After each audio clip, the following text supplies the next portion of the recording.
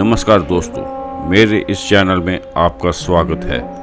इस चैनल में हम लाते हैं जीवन बदलने वाली कहानियाँ, विचार और प्रेरणादायक ज्ञान। आज हम बात करेंगे एक ऐसे रहस्य की जिसे जानकर आपकी ज़िंदगी बदल सकती है। खुश रहने का रहस्य।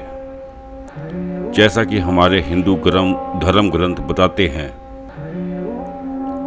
दोस्तों, अगर आपने अभी तक हमारे चैनल को सब्सक्राइब नहीं किया है तो ज़रूर करें और बेल आइकॉन दबाएं ताकि ऐसे ही ज्ञान से भरे वीडियो आप तक सबसे पहले पहुंचे।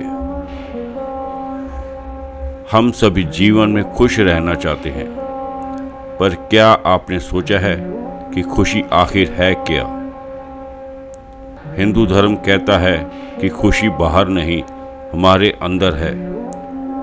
तैत्तिरीय उपनिषद में कहा गया है, ब्रह्म ही आनंद है।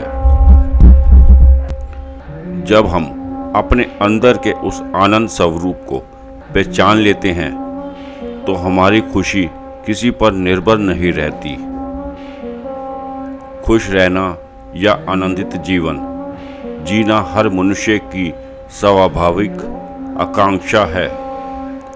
संसार में हर व्यक्ति धन, सफलता, प्रेम और प्रतिष्ठा इसलिए चाहता है क्योंकि अंततः वह उनसे खुशी प्राप्त करना चाहता है।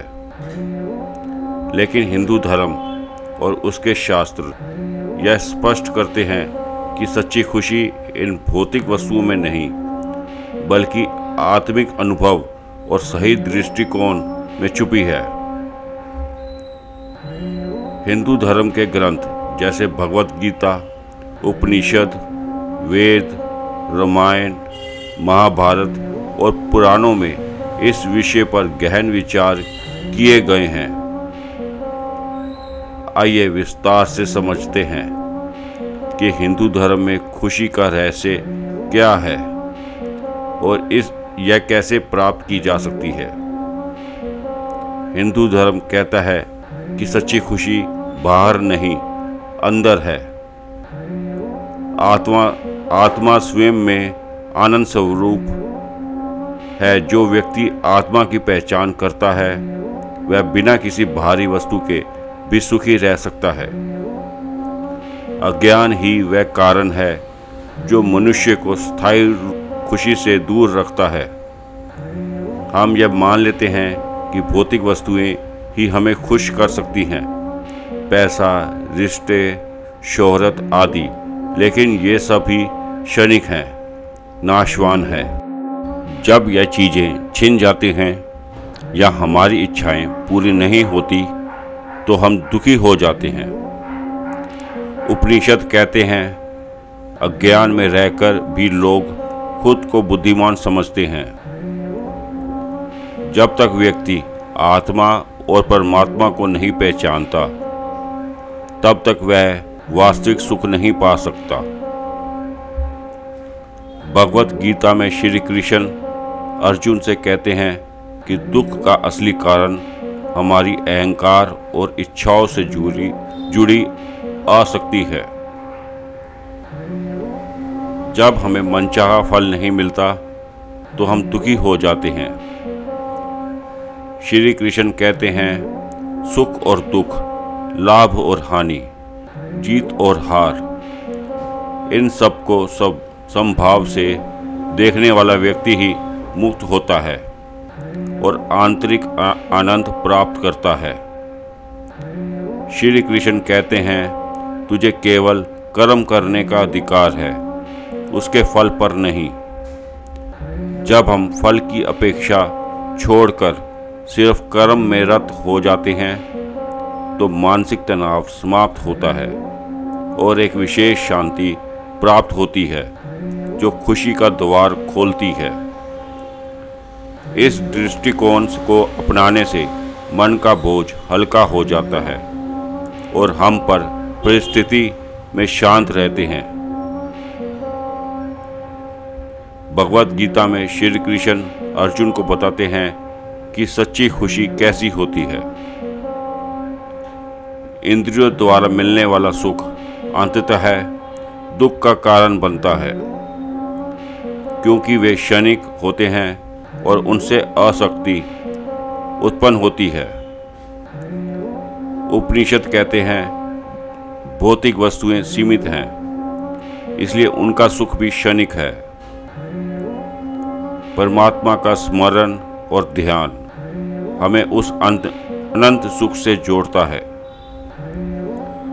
उपनिषदों में बताया गया है कि परमात्मा के साक्षात्कार में जो आनंद है वह लाखों इंद्रियों सुखों से कहीं अधिक है।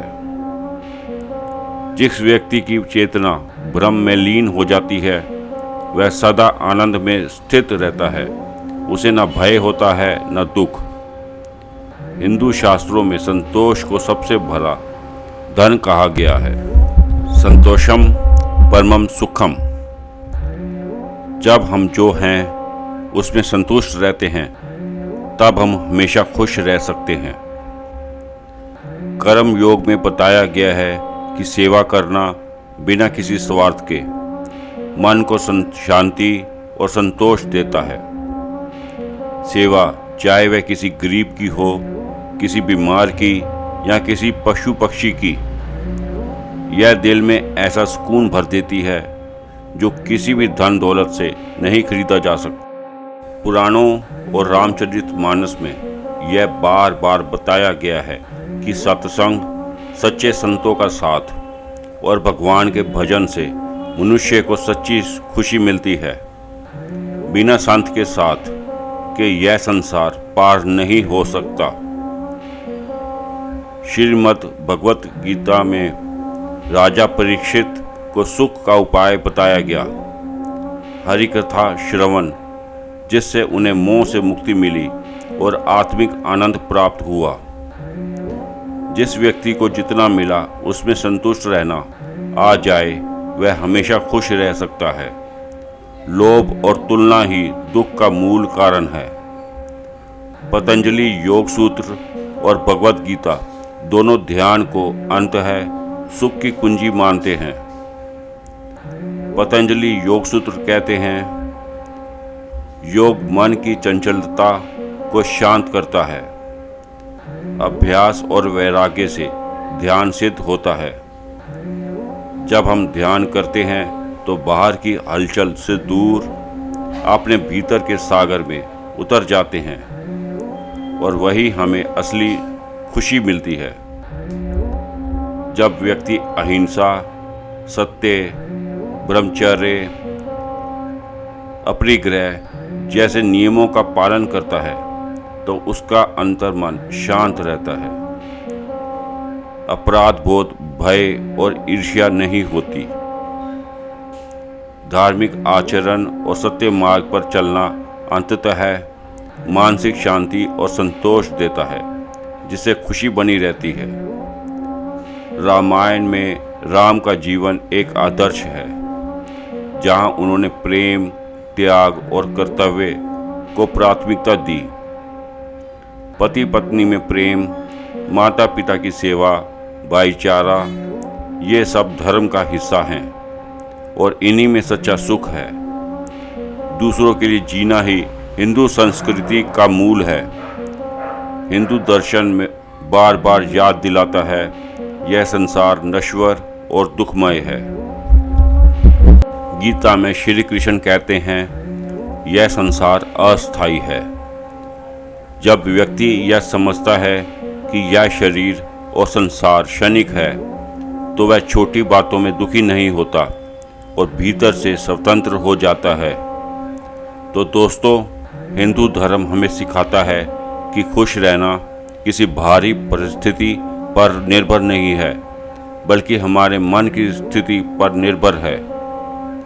आत्मज्ञान, संतोष, सेवा, ध्यान और ईश्वर में विश्वास, यही है सच्ची खुशी के 5 स्तंभ।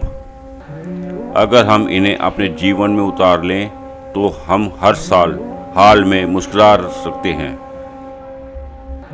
अगर हम इन्हें अपने जीवन में उतार लें तो हम हर हाल में मुस्कुरा सकते हैं।